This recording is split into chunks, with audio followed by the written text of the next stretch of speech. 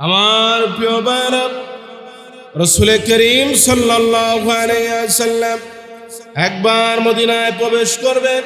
যেই জায়গা দিয়ে প্রবেশ করতেছিলেন সেখান থেকে উহুদ পাহাড় দেখা যায় না। উহুদ পাহাড় রাসূলকে দেখতে পারে না। উহুদ পাহাড় কান্না করতে লাগলো। উহুদ পাহাড়ের কান্নার আওয়াজ শুরু হয়ে গেল।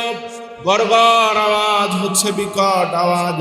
হযরতে জিবরিল আমিন রাসূলের কাছে চলে আসলেন। আসার পরে বললেন, ইয়া রাসূলুল্লাহ, ইয়া হাবিবাল্লাহ, আপনি একটু দাঁড়ান, আমার কথা শোনেন।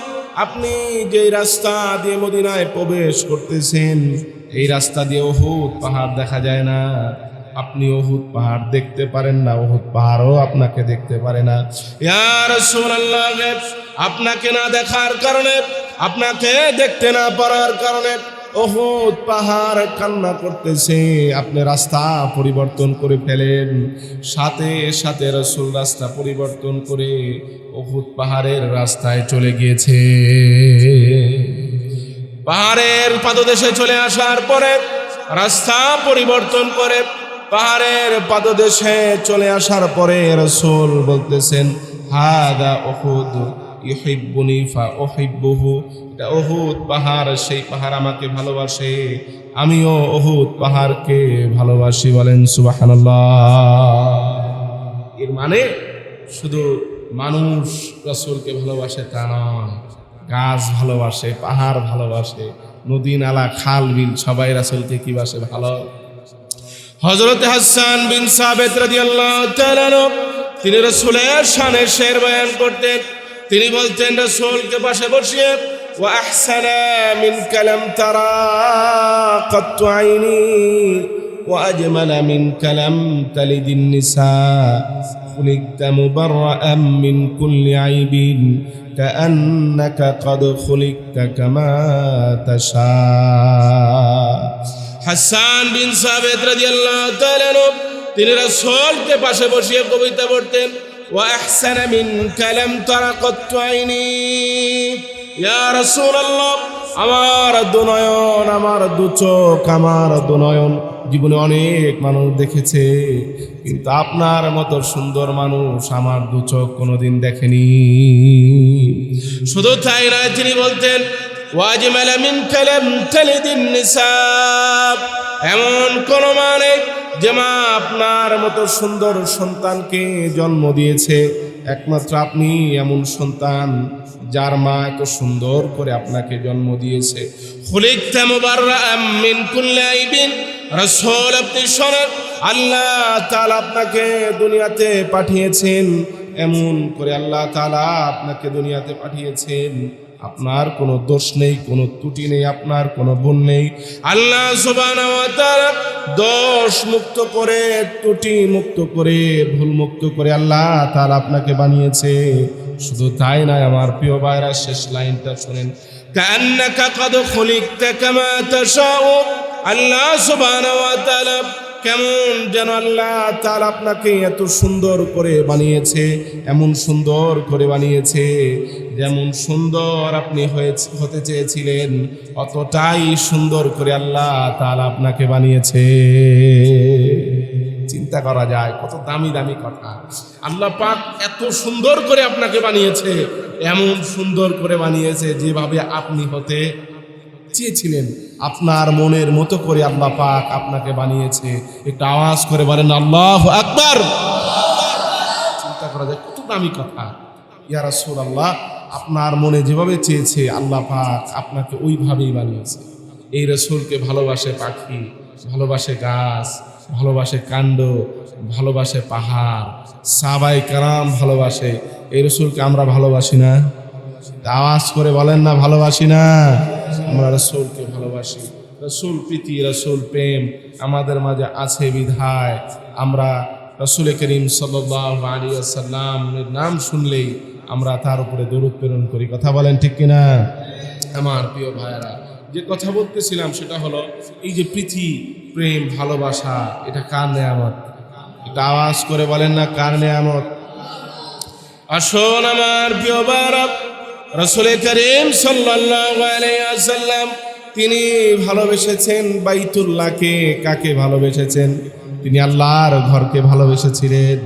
আমার প্রিয় ভাইরা শোনেন, যেই রাতে রাসূল হিজরত করে মদিনায় চলে যাবেন, ইয়াসরাব চলে যাবেন, মক্কা ছেড়ে রাসূল হিজরত করে মদিনায় চলে যাবেন, যেই রাতে রাসূল ঘর থেকে বের হবেন, লম্বা ইতিহাস আমার ভাইরা ছোট করে বলতেছি শোনেন।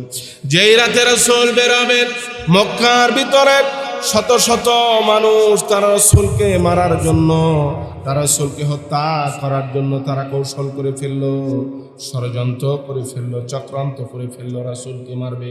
রাসূলের ঘর ঘেরা দিল, রাসূলের বাড়ি তারা ঘেরা দিয়ে ফেললো। মক্কার লোকেরা রাসূলের বাড়ি ঘেরা দেওয়ার পরে, রাসূলের ঘরকে ঘিরে ফেলার পরে রাসূল যখন বের হবেন, বাড়ি থেকে বের হবেন, এমন সময় রাসূল বলতেছেন, আল্লাহ তাআলা, আমি যে ঘর থেকে বের হব, বাড়ি থেকে বের হব, আমাকে তো মক্কার লোকেরা দেখে ফেলবে, তারা তো আমাকে হত্যা করে ফেলবে, আমি কিভাবে বের হব? আল্লাহ তাআলা বললেন, হাবিব শোনেন, আপনি এক মুষ্টি বালি উঠান, সেই বালি কাফেরদের দিকে নিক্ষেপ করেন। রাসূল বললেন, আল্লাহ তাআলা, আমি যদি এক মুষ্টি বালি উঠাই, সেটা যদি কাফেরের দিকে নিক্ষেপ করি, সামনের দিকে যদি নিক্ষেপ করি, বামের লোকেরা আমাকে দেখবে, ডানের লোকেরা আমাকে দেখবে, পিছনের লোকেরা আমাকে দেখবে। আমি যদি ডানে বালি নিক্ষেপ করি, তাহলে সামনের লোকেরা দেখবে, বামের লোকেরা দেখবে, পিছনের লোকেরা আমাকে দেখবে। আল্লাহ তাআলা বললেন, হাবিব শোনেন, বালি উঠানো শুধু আপনার কাজ, বালি নিক্ষেপ করাটা আপনার কাজ, প্রতিটা বালির কোনা কাফেরের চোখে পৌঁছিয়ে আমি আল্লাহ তাআলার দায়িত্ব। আমার প্রিয় ভাইরা, রাসূল করিম সাল্লাল্লাহু আলাইহি ওয়াসাল্লাম ঘর ছেড়ে, বাড়ি ছেড়ে যখন ইয়াসরাবের ভিতরে হিজরত করলেন, রাসূল গারে সুরের ভিতরে 3 দিন আত্মগোপন করেছিলেন। একটা আওয়াজ করে বলেন তো, কয়দিন আত্মগোপন করেছিলেন? 3 দিন আত্মগোপন করেছিলেন। আমার প্রিয় ভাইরা, আল্লাহ সুবহানাহু ওয়া তাআলা পবিত্র কোরআনের ভিতরে জানিয়ে দিয়েছেন, وَإِذْ يَقُولُ لِصَاحِبِهِ لَا تَحْزَنْ إِنَّ اللَّهَ مَعَنَا। আল্লাহ তাআলা বলেন, দুনিয়ার মানুষেরা শোনো, যেই সময় আমার হাবিব হিজরত করেছে, আমার হাবিব আত্মগোপন করেছিল, যখন আমার সাহাবী, আমার গোলাম আবু বকর ভয় পেয়েছে, আমার হাবিব তাকে বলেছিল, ভয় পেও না, লা তাহজান, ভয় পেও না, ইন্নাল্লাহা মা'ানা, আমাদের সাথে আল্লাহ রয়েছে। একটু আওয়াজ করে বলেন তো, কে রয়েছে? আর একটু আওয়াজ করে বলেন, কে রয়েছে? আমাদের সাথে আল্লাহ রয়েছে। আমার প্রিয় ভাইরা, যেই গভীর রাতে রাসূল করিম সাল্লাল্লাহু আলাইহি ওয়াসাল্লাম মক্কা থেকে হিজরত করে মদিনায় চলে গেলেন, সেই রাতে বারবার বাইতুল্লাহর দিকে তাকান, বাইতুল্লাহর দিকে তাকিয়ে, আল্লাহর ঘরের দিকে তাকিয়ে, বারবার তাকিয়ে রাসূল কান্না করতেছে আর বলতেছেন, কাবা, বাইতুল্লাহ, আমার মনে চায় আমি তোমার কাছে থাকি, তোমার ঘরের জিয়ারত করি, কিন্তু আল্লাহ তাআলার হুকুমে তোমাকে ছেড়ে আমি চলে যাচ্ছি। আল্লাহ পাকের হুকুমে তোমাকে ছেড়ে, দেখবেন হজের একটা ইবাদত হলো শেষ ইবাদত, তোয়াফে জিয়ারা, তোয়াফে বেদা, শেষ ইবাদত যেটা হজের শেষ যে কাজটা, এটাকে বলা হয় তোয়াফে বিদা বলা হয়, বিদায়ী তোয়াফ। এই তোয়াফ শেষে হাজিরা বারবার বাইতুল্লাহর দিকে তাকায় আর কান্না করে। যারা দূর থেকে আসছে হাজির সাহেবগণ, তারা এই তোয়াফ শেষে যখন বের হইতে থাকে, তো বারবার বাইতুল্লাহর দিকে তাকায় আর কি করে, কান্না। রাসূল করিম সাল্লাল্লাহু আলাইহি ওয়াসাল্লাম যখন হিজরত করেছেন, হিজরতের গভীর রাতে রাসূল বারবার বাইতুল্লাহর দিকে তাকিয়েছেন আর কান্না করেছেন।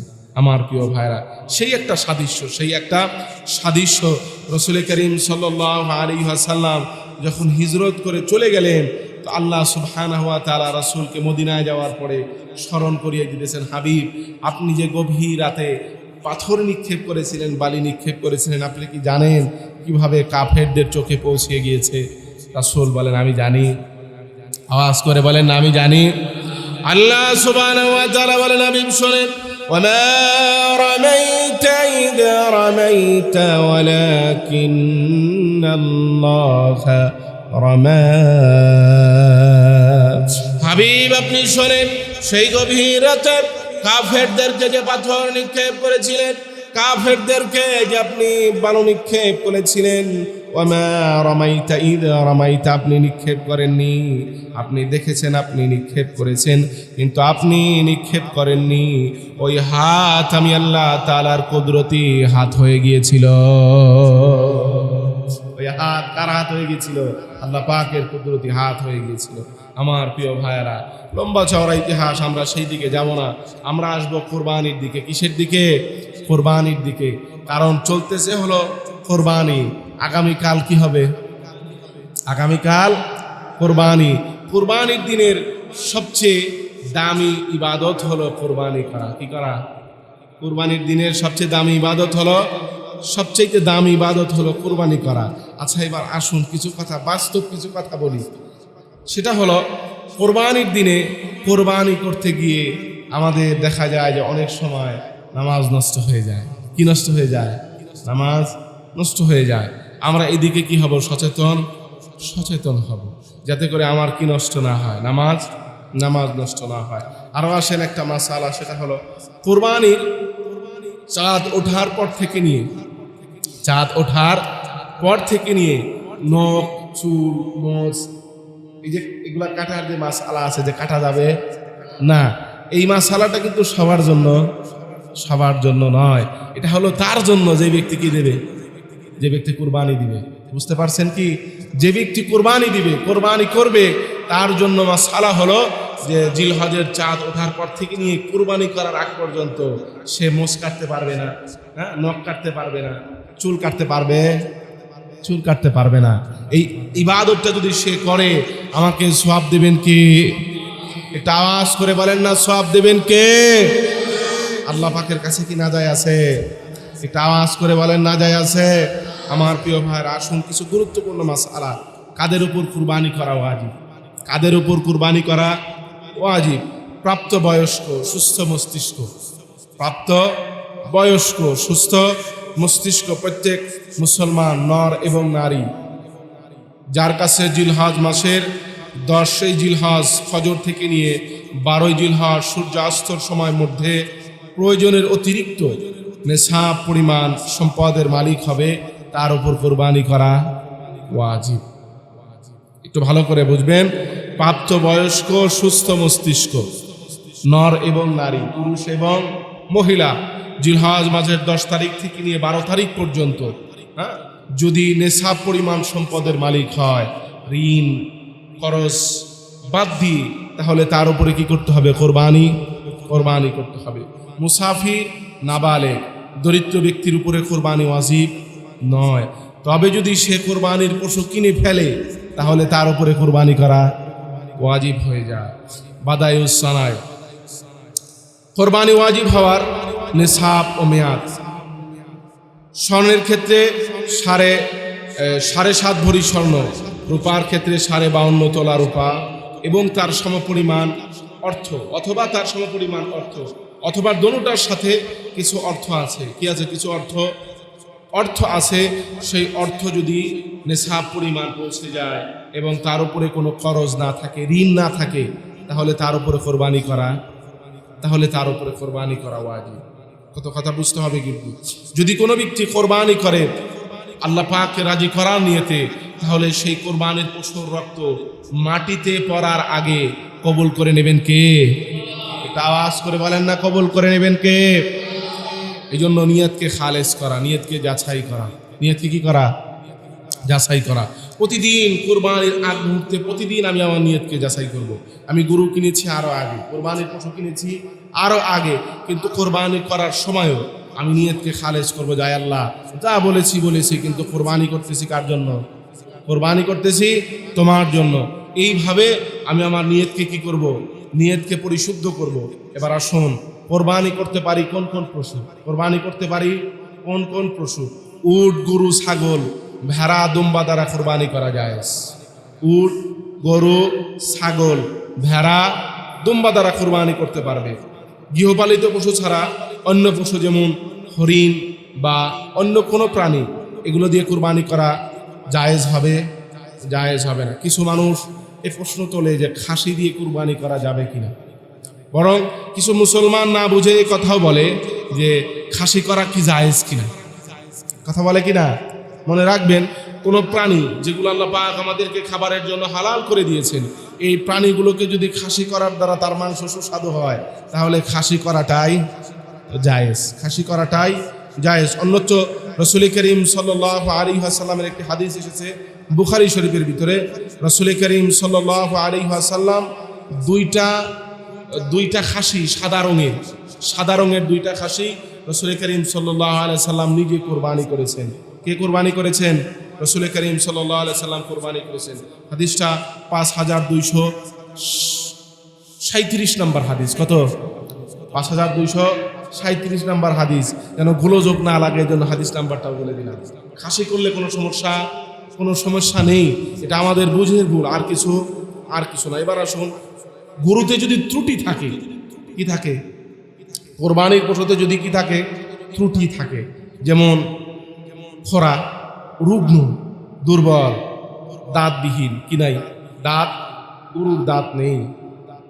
এরপরে একদম শিং গোড়া থেকে ভাঙা, শিংটা কি গোড়া থেকে ভাঙা, অথবা অন্ধ, এক চোখ অন্ধ, অথবা কোনো অঙ্গ যেমন নাক আছে, কান, যে কোনো অঙ্গের অর্ধেকের বেশি অথবা অর্ধেক অথবা তার বেশি যদি সেটা ত্রুটিযুক্ত হয়, তাহলে সেই পশু দিয়ে কোরবানি করা জায়েজ হবে না। যেমন তার কানের ত্রুটি আছে, মনে করেন যে কান ছিদ্র বা কান কাটা, এটা যদি অর্ধেক বা তার বেশি হয়, তাহলে কোরবানি করা যাবে, সেই পশু দিয়ে কোরবানি করা যাবে না, কোরবানি সহি হবে না। ফতোয়া আলমগীর বদরুর রায়। কোরবানির পশু জবাই করার পূর্বে তার থেকে উপকৃত হওয়া প্রসঙ্গে, কোরবানির পশু জবাই করার পূর্বে যেমন কেউ কোরবানির পশু কিনেছে, সেটা হলো গাই গরু, আছে না? এখন এটা যদি দুধ দহন করে খায়, অথবা কোরবানির পশুই কিনেছে গরু, সেই গরু দিয়ে যদি সে হাল চাষ করে, মনে করেন যে 2 মাস আগেই নিয়ত করছে যে এই গরুটা আমি কি দেব? কোরবানি দেব, কিন্তু এই 2 মাসে সেই গরু দিয়ে কি কাজ করছে? ক্ষেতের কাজ করে ফেলেছে। তাহলে আসুন, এই গরুকে কুরবানি দেওয়ার জন্য, এই পশুকে কুরবানি দেওয়ার জন্য শরীয়ত কি বলে? শরীয়তের মাসালা হলো, যদি কোরবানির পশু থেকে কেউ উপকৃত হয়, যেমন হাল চাষ করা, তার উপর সওয়ার হওয়া, পশম কাটা ইত্যাদি, তো তার মূল্য যতটুকু সে সেখান থেকে লাভ নিয়েছে, যেমন যদি দুধ দহন করে দুধ খায়, অথবা তাকে দিয়ে হাল চাষ করে, তো এই হাল চাষ করতে যে পরিমাণ টাকা লাগবে, অথবা যেই পরিমাণ দুধ দহন করা হয়েছে, এর সমমূল্য পরিমাণ টাকা কি করতে হবে? সাদাকা করতে হবে। তাহলে সেই গরু দিয়ে কোরবানি, সেই পশু দিয়ে কোরবানি করা যাবে, কোনো সমস্যা হবে না। এবার আসুন, কোরবানির পশুর বন্টন। গরু, ছাগল, মহিষ, উট, গরু, মহিষ, এগুলোতে 7 ভাগ, সবাই জানে। আর ছাগল যে আছে, ছাগল, ভেড়া, এগুলোতে একজন এক অংশ। কোরবানির গরুর পশু ভাগ করার ক্ষেত্রে কেউ বলে যে 1 ভাগ নিজের জন্য, 1 ভাগ প্রতিবেশীর জন্য, 1 ভাগ গরিবদের জন্য। এটা সাধারণত করতে পারে। আবার যদি কেউ সবটুকু রেখেও দেয়, তাহলে কোনো সমস্যা নেই। তবে মানুষকে দেওয়া চাই ভালো, মানুষকে দেওয়াটাই কি ভালো। আল্লাহ পাক আমাদের কোরবানির ভিতরে বরকত দান করবেন। কি দান করবেন? বরকত দান করবেন। কত মানুষ থাকে যারা কোরবানি এই মাংস কিনে খেতে পারে না। যদি 1 সপ্তাহ সে গোশত কিনে, তো ওই সপ্তাহে তার সংসারে কি পড়ে যায়? টান পড়ে যায়। এই জন্য খুঁজে যারা গরিব, রিক্তহস্ত, অসহায়, দরিদ্র, তাদেরকে আমরা আমাদের এই কোরবানির মাংসগুলোকে দিই। কিন্তু আমাদের অবস্থা হলো, আমরা দেই কোন বাড়িতে? যে বাড়িতে দিলে আবার ফিরে আসবে, যে বাড়িতে দিলে আবার কি হয়? কোরবানির মাংস ফিরে আসে, ওই বাড়িতে আমরা দেই। যে বাড়িতে দিলে আর ফিরে আসবে না, সেই বাড়িতে দেই। কথা বলেন ঠিক কিনা আমার ভাইরা? যাকে দেওয়া দরকার তাকে দেই, যাকে দেওয়া দরকার নেই তাকে দেওয়ার প্রয়োজন নেই। এবার আসুন, কোরবানির পশুতে আকিকা দেওয়া যাবে কিনা? কোরবানির পশুতে আকিকা দেওয়া যাবে কিনা? কোরবানির পশুতে আকিকা করা যাবে। যেমন কোরবানির জন্য 1 ভাগ, আকিকার জন্য আরেকটা ভাগ। এমন না যে এক ভাগের ভিতরেই কুরবানি ওই ভাগে আকিকা, তাহলে হবে না। কথা বুঝবেন? যদি কেউ চায় যে তার সন্তানের আকিকা করবে কোরবানির ভিতরেই, কোরবানিতে, তাহলে তাকে দুই ভাগ নিতে হবে, এক ভাগ কোরবানির, এক ভাগ আকিকা। যদি এমন করে যে এক ভাগের ভিতরেই কোরবানির নিয়াত করেছে আবার আকিকার নিয়াত করেছে, তাহলে কোরবানি হবে? কোরবানি হবে না। এবার আসুন, কোরবানির ভিতরে কিছু মানুষ কাজ করে। কি করে? কোরবানির ভিতরে কিছু মানুষ কাজ করে, জবেহকারী, জবেহকারী যে জবেহ করে, এবং দুই একজন লোক আত্মীয় স্বজন কাছের লোক যাদেরকে এনে কোরবানির কাজ করানো হয়। আছে না? অনেক মহল্লায় আছে, যেমন কিছু কিছু বাড়িতে আছে সবাই কাজ করতে পারে না, বাড়ি থেকে লোক নিয়ে আসে। যারা কাজ করে তাদের জন্য নির্দিষ্ট মজুরি নির্ধারিত করতে হবে। শুধু যদি কোরবানির মাংস দিয়ে তাকে বিদায় করেন তাহলে হবে? তাহলে হবে না। তার জন্য নির্দিষ্ট আজরা, নির্দিষ্ট মজুরি নির্ধারণ করতে হবে। আমি প্রত্যেকটা কথা বলতেছি রেফারেন্স সাথে, প্রত্যেকটা কথার কি আছে? প্রত্যেকটা কথার রেফারেন্স রয়েছে। যেমন কোরবানির পশুর যে যারা কোরবানির পশুতে কাজ করবে তাদেরকে যদি কোরবানির পশুর গোশত দিয়ে বিদায় করে দেন তাহলে এটা কি হবে না? ঠিক হবে? ঠিক হবে না। তাদের জন্য নির্দিষ্ট পরিমাণ অর্থ নির্ধারণ করবেন কাজের জন্য। ওই অর্থের পরে অতিরিক্ত যেটা দেবেন সেটা আপনার ইচ্ছা, দিতেও পারেন, না দিলেও না দিতে পারেন। তবে কিছু মানুষ বলে যে দেওয়াই যাবে না, এটা ঠিক? এটা ঠিক না। যদি মনে চায় তার নির্দিষ্ট পাওনা দেওয়ার পরে আপনি চাইলে তাকে কোরবানির মাংস দিতে পারেন। এবার আসুন, কোরবানির পশুর চামড়া, কোরবানির পশুর কি চামড়া, এই যে চামড়াটা আছে এই পশুর চামড়া, এই চামড়াটাকে সবই তো আল্লাহর জন্য, সবই তো কার জন্য? আল্লাহর জন্য। এই পশুর চামড়াকে আপনি বিক্রি করে এই টাকাকে সাদাকা করবেন। টাকা কি করবেন? টাকাটা সাদাকা করবেন। তো এই পশুর চামড়াটাই যদি আপনার আশেপাশে কোনো মাদ্রাসা নিয়ে যায়, ছাত্ররা যদি নিয়ে যায়, সেটা যদি মাদ্রাসায় বিক্রি করে যদি তাদের কোনো কল্যাণ হয়, লাভ দুইটা। কয়টা? আপনি যদি এই টাকা শুধু সাধারণ মানুষকে সৎকা করেন তাও লাভ, গরিব মানুষকে দিলেও লাভ, সেখানে লাভ থেকে খালি নেই। কিন্তু এই চামড়াটাই যদি আপনার মাদ্রাসায়, আপনার এলাকার কোনো মাদ্রাসা নিয়ে যায়, সেখানে গরিব বাচ্চারা পড়ে কিনা? একে তো বাচ্চাদের লাভ, দ্বিতীয়ত দিনের কি হলো? সাহায্য সহযোগিতা হলো। কিন্তু এটা বলতেছি না যে আপনি গরিবকে দিবেন, অবশ্যই কি মানুষকে দিবেন? গরিব মানুষকে দিবেন। প্রত্যেকটা জিনিস, দরিদ্র, গরিব, অসহায়, প্রত্যেকটা মানুষের এই কোরবানির ভিতরে কি রয়েছে? অধিকার রয়েছে। শুধু কোরবানি করব আমি আমার জন্য তা নয়। এই কোরবানি কি শুধু গোশত খাওয়ার জন্য? এটা আওয়াজ করে বলেন, গোশত খাওয়ার জন্য। এই কোরবানি নিজের মনকে আল্লাহ পাকের জন্য পরিষ্কার করার জন্য। আল্লাহ পাকের জন্য মনকে কি করার জন্য? পরিষ্কার করার জন্য। কারণ ইব্রাহিম আলাইহিস সালাম কোরবানি করেছেন কাকে? আওয়াজ করে বলেন না, কাকে কোরবানি করেছেন? সে সন্তানকে জবাই করেছেন। এর অর্থ কি? এর অর্থ হলো যে প্রত্যেকটা মানুষের দিল যেন কি হয়ে যায়? আল্লাহমুখী হয়ে যায়। প্রত্যেকটা মানুষ যেন আল্লাহ পাকের হুকুমকে মানতে পারে। এই ঘটনা থেকে শিক্ষণীয় বিষয় হলো কয়েকটা। এক নাম্বার হলো যে প্রত্যেকটা মানুষ কার দিকে হবে? আল্লাহর দিকে হবে। আর সন্তান সে কার অনুগত হবে? আওয়াজ করে বলেন না, কার অনুগত হবে? সন্তান বাবার অনুগত হবে। কারণ ইসমাইল আলাইহিস সালামের বক্তব্য দেখেন। ইসমাইল আলাইহিস সালাম বলেছেন যে সাতাজিদুনি ইনশাআল্লাহু মিনাস সাবিরিন, যেটা আল্লাহ পাকের হুকুম হয়েছে আপনি করেন, নিঃসন্দেহে আমাকে কি পাবেন? ধৈর্যশীলদের ভিতরে পাবেন। কিন্তু আসুন, বর্তমান সময়ের অবস্থা কি আমার প্রিয় ভাইরা? সন্তান বাবাকে মানে? সন্তান মানে বাবাকে? সন্তান বাবাকে মানে না। বাবাও সন্তানের খেয়াল রাখে না। একদিকে দোষ না, দোষ কোন দিকে? দুই দিকেই আছে দোষ। বাবা সন্তানের খেয়াল রাখে না, সন্তান বাবাকে মানে না। কারণ আমার ছেলে কোথায় থাকে, কোথায় খায়, কি করে, এর খবর যদি আমি না রাখি অন্য কেউ রাখবে? দিয়ে দিচ্ছেন সন্তানকে ঢাকায়। কোথায় পাঠিয়ে দিলেন?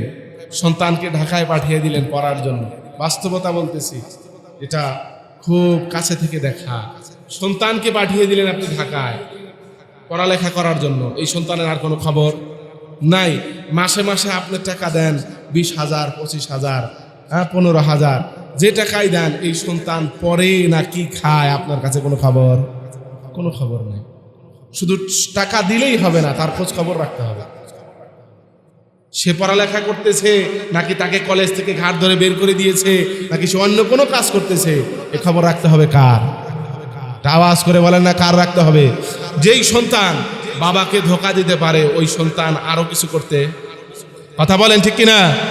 যেই সন্তান বাবাকে ধোঁকা দিতে পারে, বাবাকে মিথ্যা কথা বলে মাসকে মাস তার কাছে টাকা নিতে পারে, যে সন্তান বাবাকে মিথ্যা কথা বলে তাকে মিথ্যার এক ঘরের ভিতরে আবদ্ধ করতে পারে, সেই সন্তান তার স্বার্থ হাসিলের জন্য যে কোনো পদক্ষেপ নিতে, কথা বলেন ঠিক কিনা? এই জন্য আমার প্রিয় ভাইরা, দায়িত্ব হলো আপনি আপনার সন্তানকে দেখে রাখবেন, আর সন্তানকে যখন আপনি নিজে দেখে রাখবেন তখন আপনার সন্তান আপনার অনুগত হবে। আপনার সন্তান কি হবে? আপনার অনুগত হবে। আর আপনি ছেড়ে দিলেন তো এই সন্তান অনুগত হবে না। এই জন্য এই কোরবানির ঘটনা থেকে শিক্ষণীয় বিষয় এটাই, ইব্রাহিম আলাইহিস সালাম আল্লাহর অনুগত, ইসমাইল আলাইহিস সালাম বাবা যা বলতেছে তাই মানতেছে। আপনি আল্লাহ পাকের দিকে ঝুঁকবেন, আপনি আল্লাহর দিকে মনোনিবেশ করবেন, দেখবেন আপনার পরিবেশ ধীরে ধীরে কি হয়ে যাবে? ভালো হয়ে যাবে। আর সত্য কথা যেটা, সেটা হলো আমি যদি আমার মালিকের সাথে দু নাম্বারি করি, মিথ্যাচার করি, তাহলে আমার যে অধীনস্থ সে কি আমার কাজ ঠিক মতো করবে? আওয়াজ করে বলেন, ঠিক মতো করবে? পাকিস্তানের একজন বুজুর্গ, উনি উনার কিতাবের ভিতরে লিখেছেন, যেই ব্যক্তি নামাজ পড়ে না, যে ব্যক্তি কি পড়ে না, খুব ভালো করে শুনবেন, আমি অনেক আগে পড়েছি, যে ব্যক্তি নামাজ পড়ে না তাকে তোমরা ঋণ দিও না, হাওলাত দিও না। কারণ হলো যে ব্যক্তি আল্লাহর কথাই রাখে না, সে তোমার কথা কিভাবে রাখবে? এই জন্য আমার প্রিয় ভাইরা, আমি যদি আল্লাহ পাকের দিকে মুতাওয়াজ্জহ হই, আল্লাহর দিকে মনোনিবেশ করি, আল্লাহ পাকের হুকুম আহকামকে মানতে থাকি, তাহলে দেখবেন আপনার অধীনস্থ যারা তারাও কি হয়ে যাবে? ঠিক হয়ে যাবে। এই জন্য আসুন, সামনে কোরবানির ঈদ, আগামীকাল কোরবানি। ঈদের নামাজ কয়টায়? 9টায়। এটা শুনছেন আপনার? ঈদের নামাজ কয়টায়? আওয়াজ করে বলেন না, কয়টায়? আগে হাজির হওয়া যাবে তো ইনশাল্লাহ? হাজির হওয়া যাবে সব আগে সকালে গোসল করে, আতর খুশবু সুন্দর পোশাক পরে আমরা আগে মসজিদে উপস্থিত হয়ে যাব। কথা বলেন ঠিক কিনা? এমন যেন না হয় যে নামাজ শুরু হবে এমন সময় দৌড়িয়ে আসলাম, এমন যেন না হয়। ঈদের দিন বাস ঈদের ব্যস্ততা, অন্য কোনো ব্যস্ততা নেই। ফজরে নামাজ পড়ে কবর জিয়ারত করবেন, যে কুরবানির পশু সেটাকে গোসল করাবেন, নিজে গোসল করবেন, এরপরে সুন্দর পোশাক পরে ধীরে ধীরে ঈদগাহে চলে আসবেন, মসজিদে চলে আসবেন। এই জন্য দেরি যেন অন্য কোনো বিষয় আছে।